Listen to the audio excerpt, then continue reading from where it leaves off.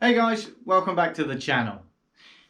Today's rifle is something of a pet project of mine. It's something I've poured a lot of time and energy into and arguably a lot of love. But that's not the aspect that we're here to discuss today. What I'd actually like to talk about this rifle for is because I kind of see it as a bit of an unsung hero these days. It's not a variant that you see in use commonly on the airsoft fields anymore, certainly not in the UK anyway. And as such, it goes a little bit unnoticed. And I think that really is a shame because it's a genuinely good setup. A lot of people tend to think of it because it was an original sort of Tokyo Marui. It's the granddaddy of all airsoft rifles to some extent. That it must be old and out of date and ill-equipped for the modern airsoft field, but I think that's a misconception, and that's why I'd like to talk about it today. So the gun in question is the Famas F1. Now what we have here is actually my Cybergun Famas F1. There is another version, as we've already touched upon, from Tokyo Marui that you can get. They are slightly different internally and externally as well, and we'll go through those differences as we work our way through this rifle. What we have here is my particular customized one, so not a lot of what you see here is actually what you get on the rifle out of the box, but hopefully we can go through those and you'll see the sort of differences as we go. So the Famas F1 is a variant denotable by its use of its proprietary magazine system. They look very similar in style-wise to something like an M14 mag, although they are proprietary to the F1 Evo.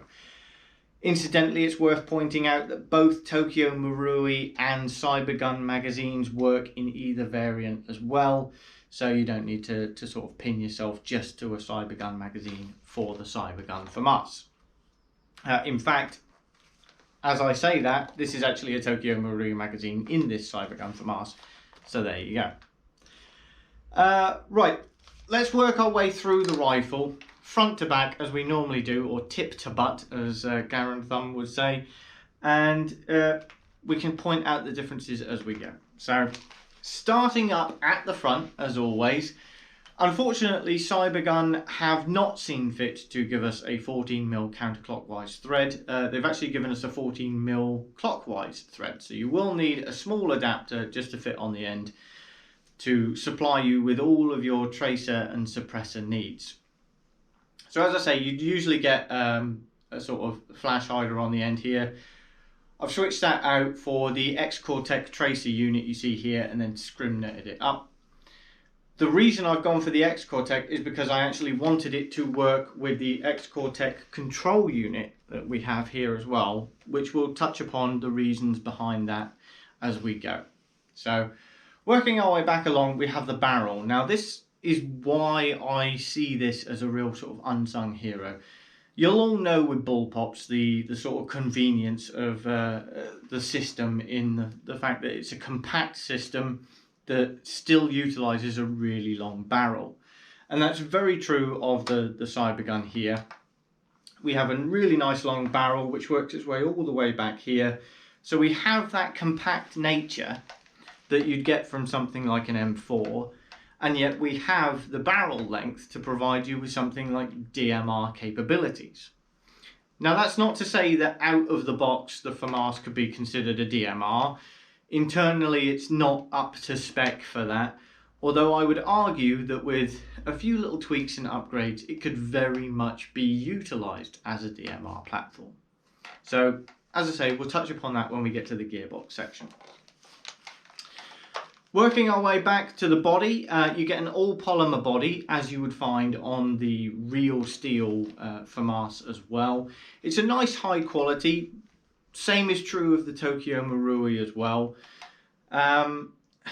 It's a front wired system, so the battery compartment is actually accessible via the use of the trigger safety here.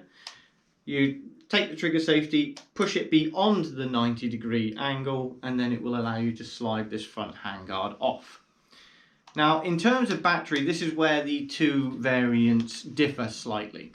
The Tokyo Marui, as you'd expect from Tokyo Marui, doesn't come with a MOSFET, and as such you will be limited to lower power batteries.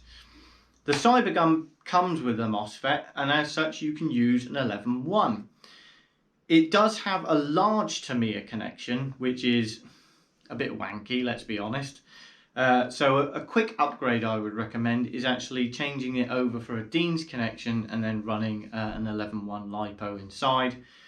That's going to be all the performance upgrade you could do battery wise, and all you need really to sort of future proof the rest of the gun. Touching upon the trigger safety again, as I say, moving it just to the 90-degree angle in either way will allow you to access the fire mode. Fire controls are actually located on the rear of the gun, just behind the magazine, where you have 3 positions: safe, semi and full auto, or burst mode. Now, touching upon that again, another difference between the two variants, the Tokyo Marui and the Cybergun. This particular Cybergun is their later model, where it's actually set up as a training aid as such. So part of the MOSFET's control system is to monitor the round count, and after 28 rounds it will actually stop firing and force you to eject the magazine and reload it as a training aid for the French military. And that's the reason why I have installed the X-Cortec control unit up at the front here, because obviously combined with their tracer unit, it allows me to actively count the rounds going through the barrel at the same time. So I can set it on a 28 round countdown, and I know exactly when I'm due to reload that magazine, rather than suffering dead man's click. So that would be a nice little addition to your Cybergun Famas if you do go out and get one of these. With the Tokyo Marui variant, you don't have that issue. It will keep firing all day long and allow you to dry fire if you want to. No issues there, as you would find on any sort of standard AEG setup. Both guns come with the Foldable Bipod, which I actually really like. It's a nice, accurate representation of the bipod you would find on the real steel version. It has some audible clicks to let you know when it's in place. It's nice and stiff, nice and robust. Don't have to worry about any flexing or wobble, and does exactly what it says on the tin, and allows you to post up at certain locations. And again, if you are going to chase that DMR power output and that DMR capability, then it's a great addition to have out of the box. Moving back, you do get an adjustable hop-up. Unfortunately, in all of my tinkering, it's under this cheek riser. Very easily accessed, and it's just a small little rotational wheel. You do also, on the Cybergun, you get an adjustable power output. So a small removal of the butt pad at the rear here will give you access to the spring guide, which you can rotate and alter your FPS output by somewhere between 10 and 15 FPS.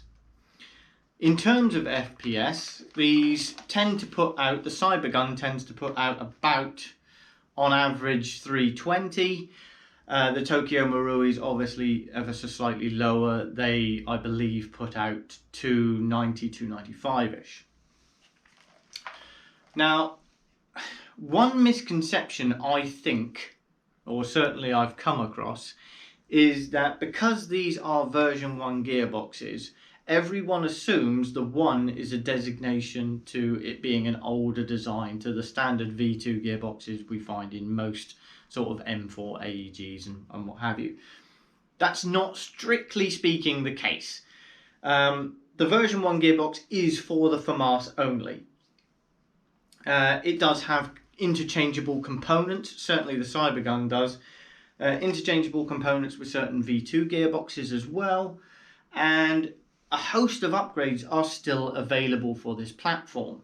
While you may find hop-up chambers, etc., will be proprietary to this system, certainly you can upgrade barrels and bucking and even the gears inside the gearbox and the spring itself as well can all be altered to tweak your power output and potentially that range, as I say, if you are looking for that DMR rifle.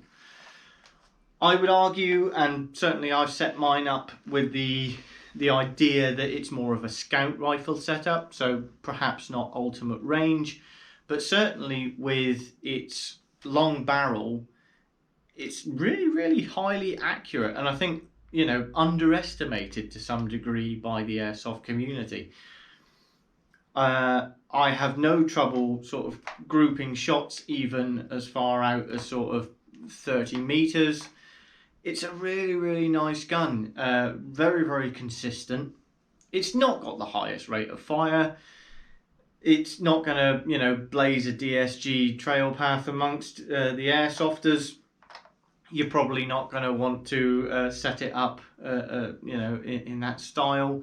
Although arguably with the right gear set, who knows. But it is a bit of an unsung hero, and I really do feel sad about that, because, as I hope you would agree, this particular setup is particularly sexy, I think. So with the right tweaking and mods, these really can be something really different to take out onto the airsoft field and set you apart from the other players.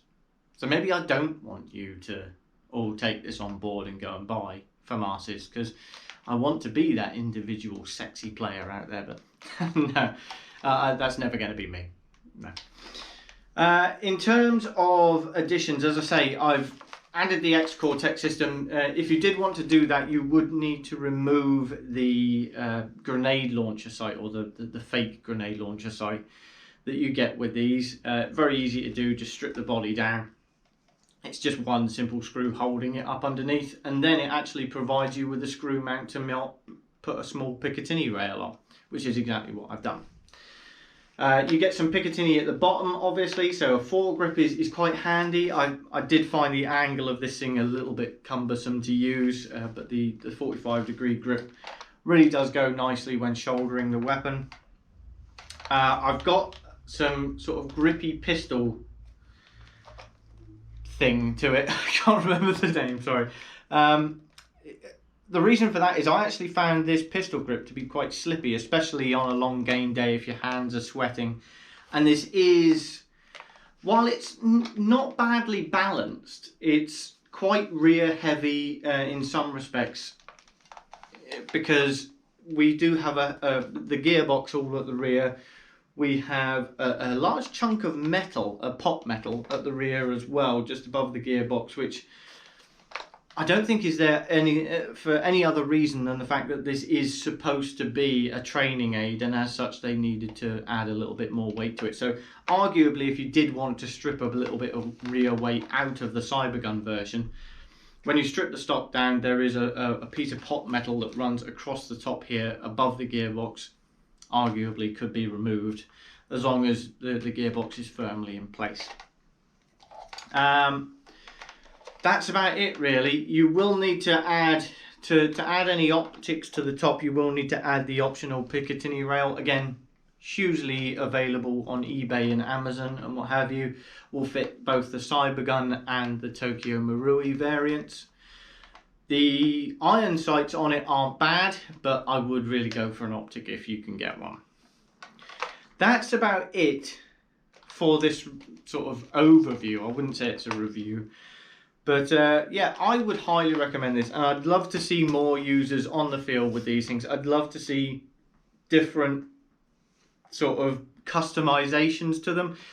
At the end of the day, the Famas is a genuinely represented gun in terms of, you know, sort of gaming industry. It appears in everything from Rainbow Six to Call of Duty to PUBG and all the rest of it. And you can get some wicked skins for them in Rainbow Six and what have you, and Call of Duty. And I'd love to see people doing more with these things, because I think they are a genuinely good looking rifle. Right, that's been, again, my love letter to the Famas.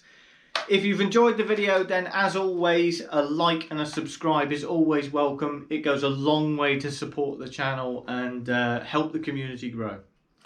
Thank you very much, guys. I shall see you in the next one.